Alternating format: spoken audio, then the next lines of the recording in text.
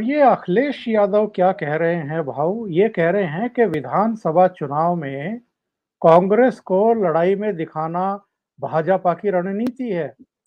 यानी बनारस में अगर प्रियंका वाड्रा जनसभा कर रही हैं तो शायद भारतीय जनता पार्टी के कहने पे कर रही हैं।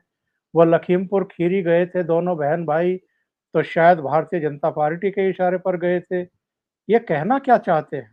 नहीं नहीं, ये तो ये तो अपोजिशन की यही तो बुरी हालत हो गई है उनको। देखिए, यही बात जो आप अखिलेश बोल रहे हैं, वही बात कर्नाटक में राहुल गांधी बोल रहे थे। कुमार स्वामी या देवेगौड़ा की पार्टी तो बीजेपी की बी टीम है, बोल रहे थे ना। और जब चुनाव के रिजल्ट आ गए तो उसी कुमार स्वामी को चीफ मिनिस्टर बीजेपी ने नहीं बनाया, राहुल गांधी ने बनाया था। तो ये तो फैशन हो गई है कि भाई जिसका जिस जिसका हमें धोखा लगता है उसको बीजेपी का बी टीम बना दो, बीजेपी के इशारे पर बोल दो। तो आज अगर आपके अखिलेश जो बोल रहे हैं वो सही बोल रहे हैं। उनको मालूम है कि अगर कांग्रेस ताकत लगाती है तो कांग्रेस के जो वोट, अगर कांग्रेस नहीं लड़ेगी तो बीजेपी के साथ नहीं जाने वाले, वो हमारे साथ आ सकते हैं। अगर गिरने के लिए, हारने के लिए भी कांग्रेस अपने कैंडिडेट खड़ा करती है तो नुकसान तो समाजवादी पार्टी का होने वाला है। इसलिए उस पर बीजेपी का ठप्पा मार दो। ये तो फैशन बन गई है, ये तो फैशन बन गई है कि देखो अफगानिस्तान में तालिबान आ गया, तालिबान बीजेपी के इशारे पर काम कर रहा है। बोल सकते हैं ना, बोल सकते हैं। तो इसमें कोई बड़ी बात नहीं है, ये मजाक बन गया अभी। ये बीजेपी की भी टीम है, ये बीजेपी से मिले हुए केजरीवाल बोल रहे थे ना। अब संजय राउत ने भी लिखा है, उनको राहुल गांधी ने बताया कि अभी गोवा में देखो आम आदमी पार्टी और टीएमसी आ गई तो बीजेपी को मदद कर रहे हैं। तो भैया अगर ये लोगों ने बीजेपी को मदद नहीं करनी चाहिए थे तो आप दिल्ली में आम आदमी पार्टी के साथ कुछ साठगांठ कर लेते। वहां क्यों नहीं किया आपने? आपने आम आदमी पार्टी के खिलाफ क्यों लड़ा था? टीएमसी के खिलाफ बंगाल में क्यों लड़े थे? वो तो आपने बीजेपी को मदद की ना। नहीं तो अगर कांग्रेस और लेफ्ट फ्रंट ममता के साथ चली जाती तो बीजेपी के ज्यादा से ज्यादा 50 लोग एमएलए बनते, 77 तो नहीं बनते। सही। तो बोलने का मतलब ये है कि ये तो फैशन बन गई है। ये कुछ हो गया तो डाल दो बीजेपी के नाम। मुझे एक बहुत पुरानी आशीर्वाद नाम की एक फिल्म थी अशोक कुमार की, जी जी। बढ़िया फिल्म थी।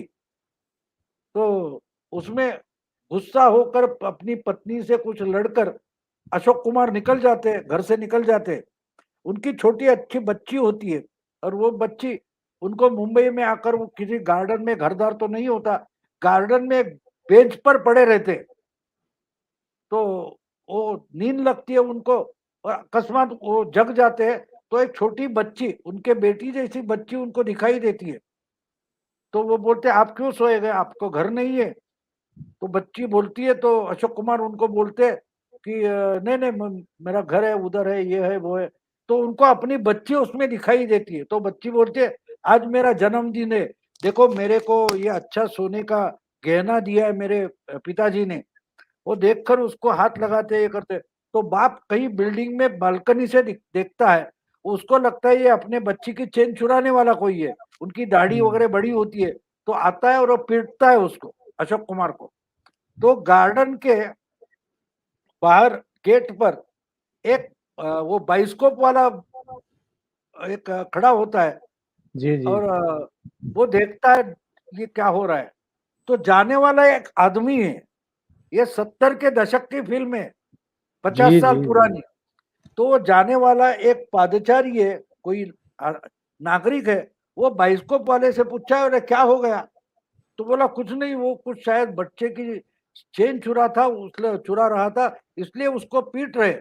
तो वो जाते जाते एक बात बात बोल देता है, वो जो सिटीजन नागरिक है, ये गवर्नमेंट नहीं चलने वाली, और निकल जाता है। तो 70 के जमाने में कहीं भी राशन पर कुछ नहीं मिलता तो बोलते थे ये सरकार नहीं चलेगी, ये सरकार निकम्मी है, जो सरकार निकम्मी है वो सरकार बदलनी है। ये उस वक्त की अपोजिशन की स्लोगन होती थी। जी, जी। और ये आम आदमी तब कैसे वो आई थी कि वो एक आदमी दूसरे आदमी को पीट रहा है और ये बोलता है ये गवर्नमेंट चलने वाली नहीं है। तो इसी ढंग से पूरी की पूरी अपोजिशन आज वही बातें बकती रहती है, उससे ज्यादा कुछ नहीं होता, होने वाला भी नहीं है, लेकिन मीडिया में उस पर चर्चा होगी।